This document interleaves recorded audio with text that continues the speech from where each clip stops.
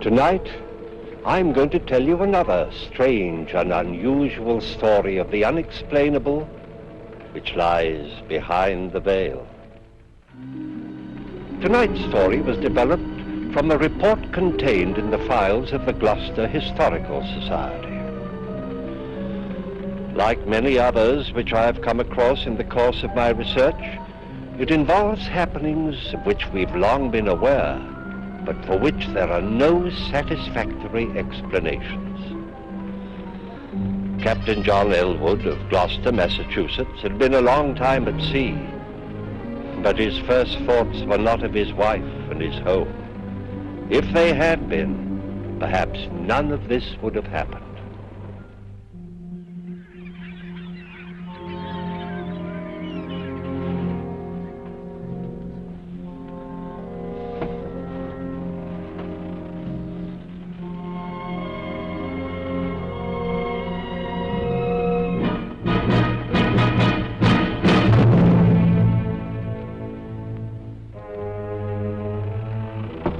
Come in.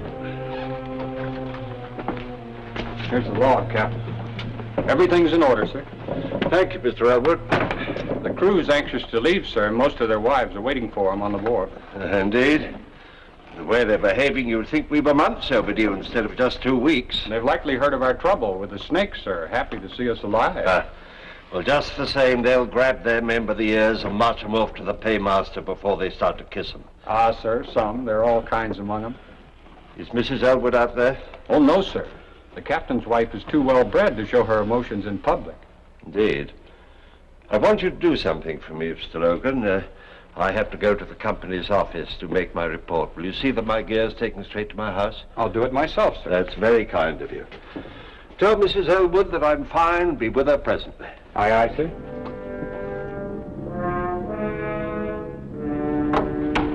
Just put it anywhere here, Mr. Logan. I do appreciate your coming. I was so worried, what with the hurricane and reports of the plague. Oh, it wasn't the plague, ma'am. Oh? Well, just a lot of poisonous snakes that came aboard while we were in Florida.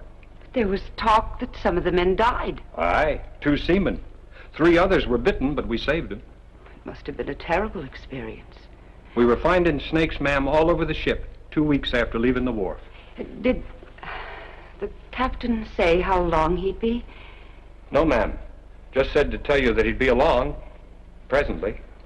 Well, best be getting his dinner. Yes, ma'am. Thank you kindly, Mr. Logan. You're welcome, ma'am.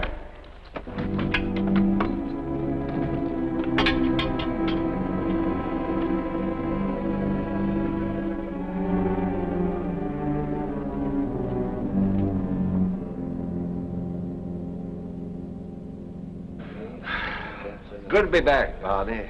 This place is more like home to me than my own house. Hey, we missed you, John. What's been happening while I was away? Oh, now, let me see. The Clarowell foundered 2 weeks ago off the coast. Nobody lost. The packet from England was late again, as usual. I think that's about all. Things have been fairly quiet. Say, how about those snakes, John? When are you going to tell us about them? As soon as I get something to wash the salt out of my throat. Oh, yes. Bessie! Colman! Colman!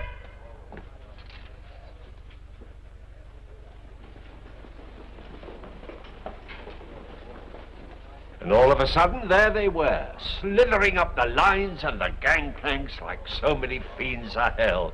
There's hundreds of them, somebody yelled. See that they pay their passage before they come aboard, I said. Hi there, my pretty. You're the one I've missed the most since I went away. You ought to be ashamed, taking such liberties, and you a married man. Well, if I weren't married, would you still object? Ask me no questions and I'll tell you no lie.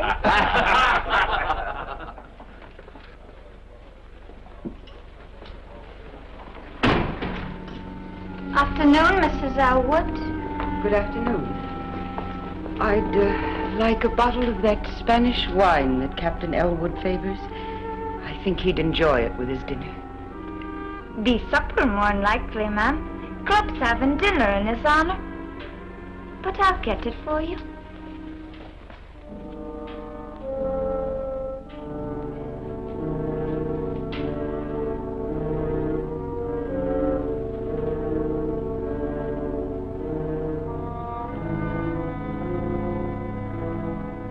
Nobody would have been hurt, but some of the fools tried stamping on the snakes with their bare feet.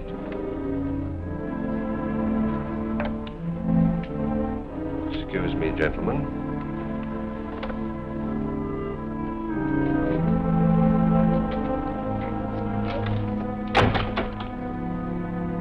Are you by any chance spying on me? No, John. I only came... I know why you came. Go home and expect me when you see me.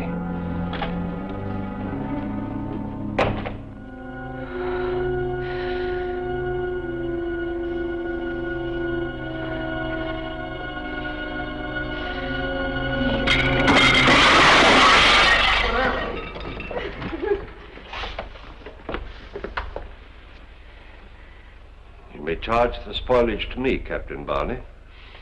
My apologies, gentlemen. Shall we go home now, dear?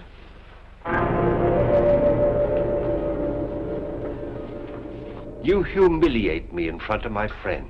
You spy on me. I'll never do it again. But I wasn't spying, I swear it. I only wanted to get a bottle of wine for your dinner. And the table, was that part of your affection? I don't know what came over me. John, all the time you were gone, I missed you so. I prayed for you. And when you turned your back on me, I wanted to strike out and hurt you as I was hurt. I'm so ashamed. Well, you should be. I'm sick of your explanations, sick of your apologies. I'm sick of you, Ruth. No, John. Leave me something. Ever since I married you, I've been trapped. And for what? The price of a ship that went to the bottom 3 months after I bought her. You needn't have said that. I knew why you married me. I knew my father's money made up for the fact that you didn't think I was gay and amusing like the other girls were. I knew my friends were laughing at me because they knew why you married me. But it made no difference. I loved you. I still love you. Oh, you're talking nonsense. No, John. Please hear me out. Let it alone, woman. You're digging up things that are best forgotten.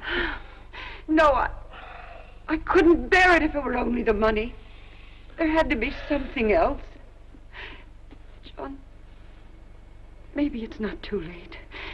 Maybe we could start all over. Oh, Ruth. John, I'm drying up into a bitter old woman. Help me. Please.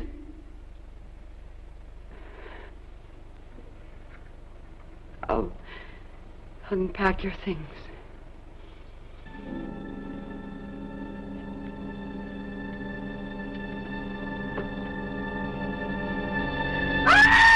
What's the matter?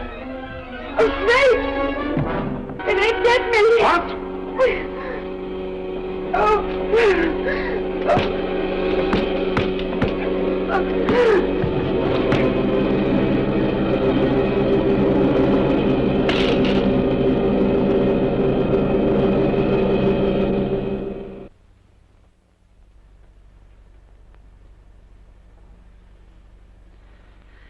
John? It's all right, Ruth. The snake. He's dead. I killed him. So I've taken care of your hand, and the doctor will be here soon. I don't think we'll need him, though. I'm sure I got all the poison out. You saved my life. Well, there wasn't much else I could do. You could have let me die. Why didn't you? Don't be foolish. But you could have. And if you had, you'd be free. No more arguments. No more trouble. You could do as you pleased. But you didn't. You saved my life. John, maybe we can start all over. Maybe. Try to get some rest, Ruth. I'll get you something warm to drink.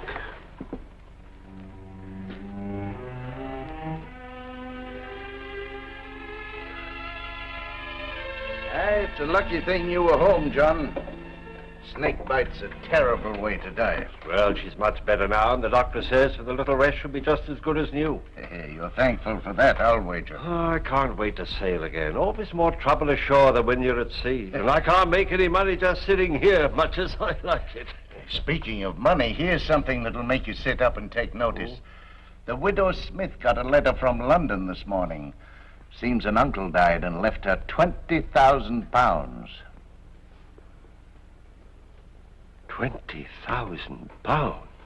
Hey, he'll be a lucky man that gets her. He could buy any ship in the harbor with that. Too bad you're already married, John. You know, I always had a sneaking suspicion that she was partial to you. Well, drink up and let's have another one on the house. Hey, you're not still thinking of that money, are you? Oh. It won't do you any good. You got one wife too many. Come on, have another drink. Oh, thank you, Barney. I don't think I will. I'm going to get back to Ruth.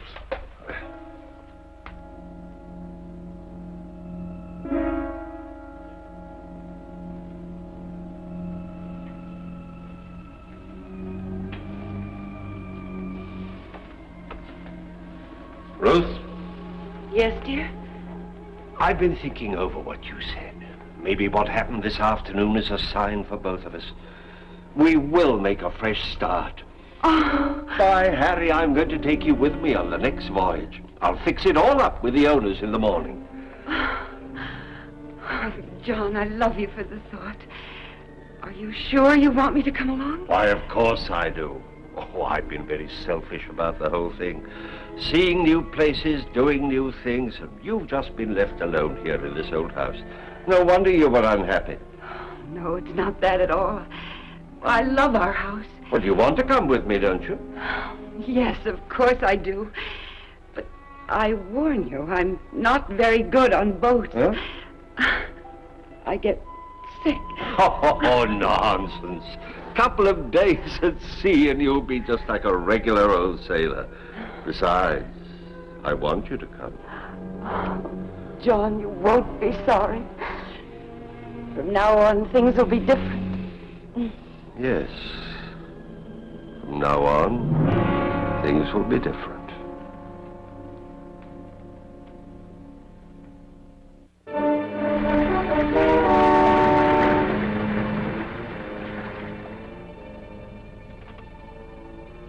Have the carpenter repair the afterdeck ladder before somebody breaks his neck. Aye, sir.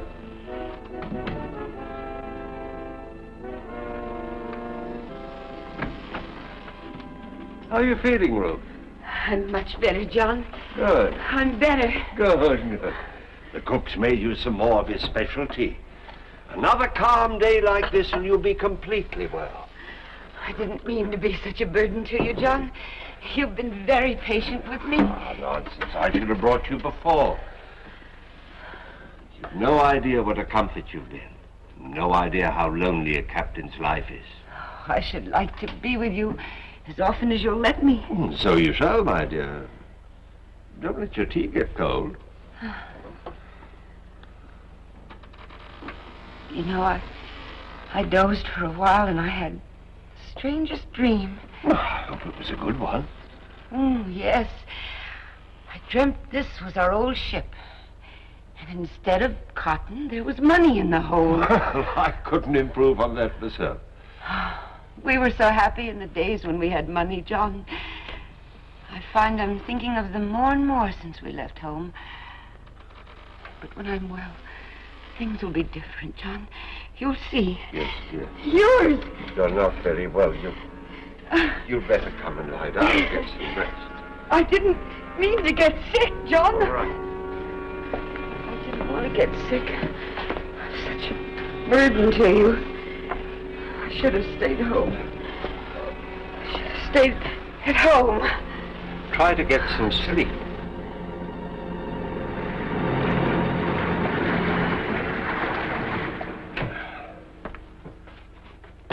You asked me to see you after my wife, sir. Yes, I did, Mr. Logan. Frankly, I'm very worried about my wife's illness. You've always been handy round the sick, and, well, frankly, I thought maybe two heads be better than one. Yes, sir. I wondered if you'd take a look at Mrs. Elwood, too. I'd be glad to do anything for the missus, sir, if I can. Good.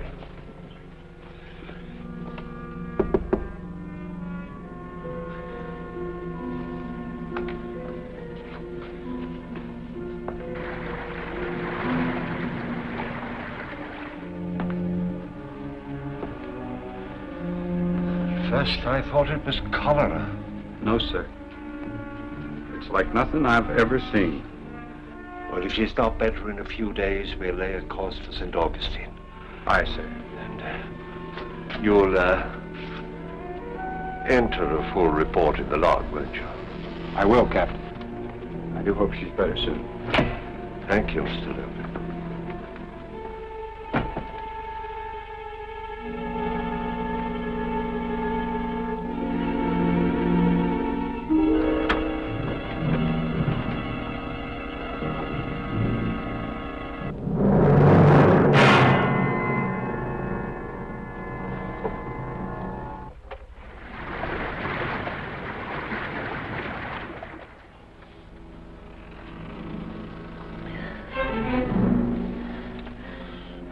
Are we to St. Augustine, John?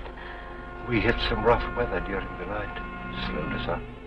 Rough weather? I didn't even feel it. You were unconscious, I'm afraid. We must get there soon, John. We will, dear, we will. Now try to get some rest. I have to go up on the bridge.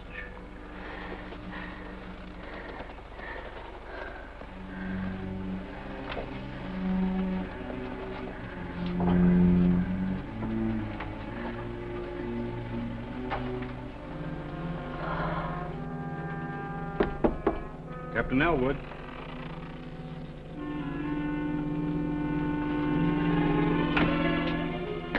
Sir, we're way off our course to St. Augustine. If we don't turn now, I'm well aware of our position, Mr. Logan. My order stands. We stay on course for Jamaica. But I looked at Mrs. Elwood yesterday, sir. She won't last that long. My wife and this ship are my responsibilities. She'll be alive when we get to Jamaica, I warrant it. As you say, sir.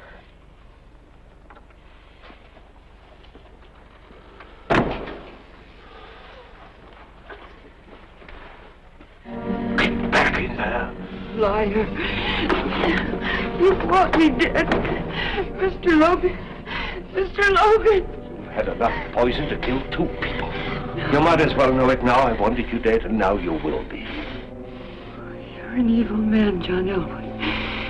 And you'll be repaid with evil. You...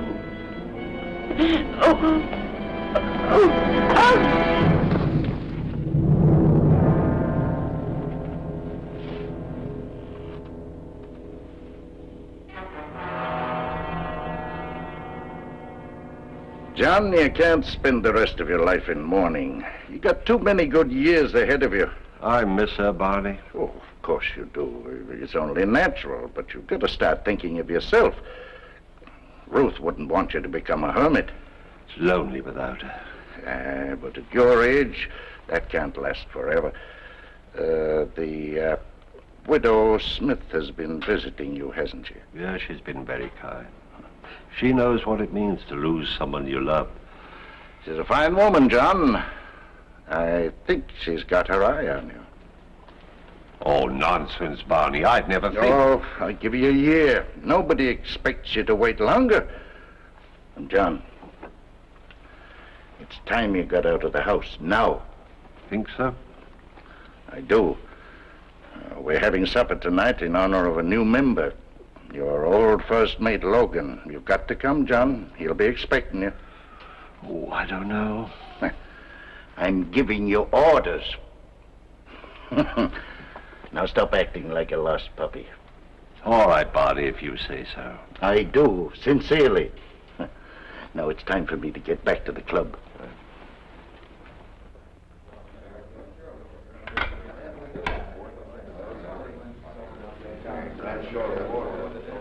Why, Captain Logan, congratulations and welcome to the club.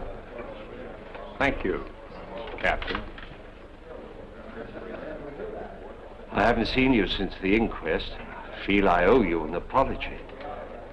You were right and I was wrong. I should have changed course for St. Augustine when you wanted me to.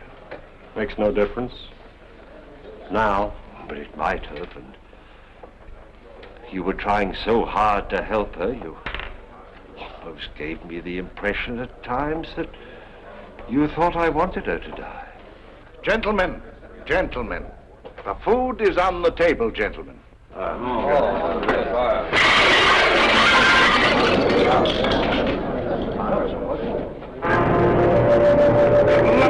wench! I didn't do it, sir. I didn't.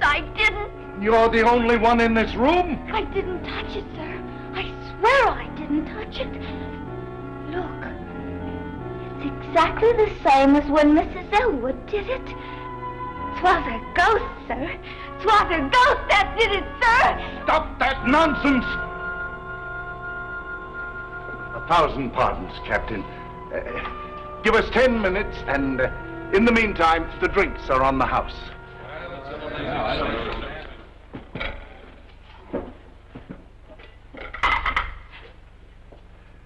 Now, get out, both of you.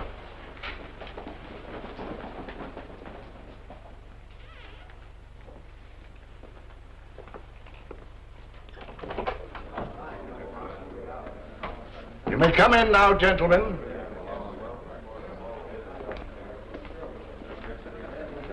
Twas the girl did it, gentlemen. Saints preserve us. 'Twas her ghost. Her ghost. No. You fools, are you frightened by a superstitious servant girl? Barney Logan, help me, I'll show you it's nothing.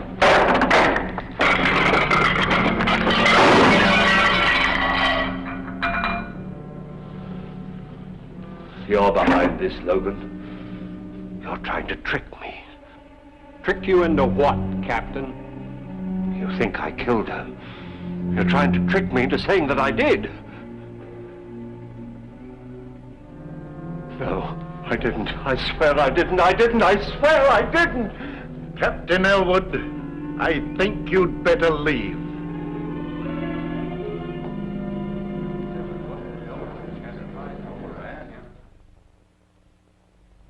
Aye, he finally got a ship, if you could call it that. No other master would sail her around the harbor. She leaked like a sieve, and her crew, well, I wouldn't sail with them across a mill pond. But 'twas all Elwood could get, so he took her. Captain Barney. Gentlemen, have you heard? It's the Coberly. That's Elwood's ship. Aye, her crew's just been brought into the harbor. What happened? Nobody knows. They say that the weather was fair and the sea was calm, and suddenly she just broke up. But her crew was saved. Aye. All of them, all except Captain Elwood. It's retribution. The devil has claimed his own. Gentlemen, the food is on the table.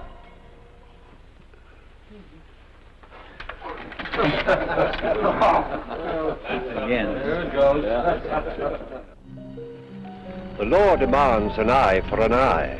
He who takes a life must be prepared to forfeit his own. But the law is man-made, and when there is no proof, the law is helpless. Captain Elwood never came to trial. Nevertheless, he was found guilty and executed. Who was his executioner? We may never know.